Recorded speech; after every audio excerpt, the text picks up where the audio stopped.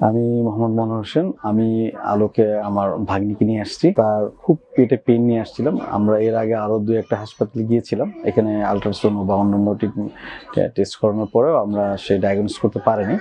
এখানে আসার পরে শামীমা ম্যাডামের কাছে আমরা আল্ট্রাসাউন্ড করানোর কারণে আমাদের এটা পেইনটা ধরতে পারছেন যে এখানে তার পিত্তথলিতে পাথর হয়েছে।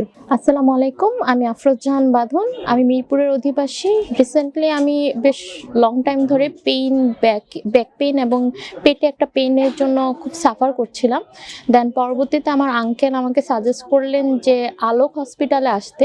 অ্যান্ড আমি আলোক হসপিটালে আসার আগে এর মধ্যে আমি বিভিন্ন জায়গায় ট্রিটমেন্ট পারপাসে অ্যাডমিট হয়েছিলাম এবং বিভিন্ন টেস্ট করেছি।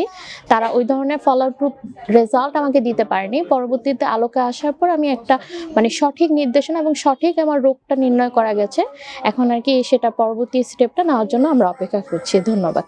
আমার আল্ট্রাসোনো যেখান থেকে যখন সাজেস্ট করা হয় তখন ডক্টর শামীম রিমা ম্যাম আমার আল্ট্রাসোনোগ্রাফি করেন এবং পরবর্তীতে উনি অত্যন্ত যত্ন সহকারে অনেক সময় ধরে আমার আল্ট্রাসোনোগ্রাফির মাধ্যমে বের করে যে আমার পিত্তথলিতে পাথর হয়েছে, যেটা সঠিকভাবে পরবর্তী স্টেপে ডক্টরের নির্দেশনায় ওষুধ দেওয়া হয়। আসসালামু আলাইকুম, আমি doctor Shamim Rima, associate professor radiology and imaging.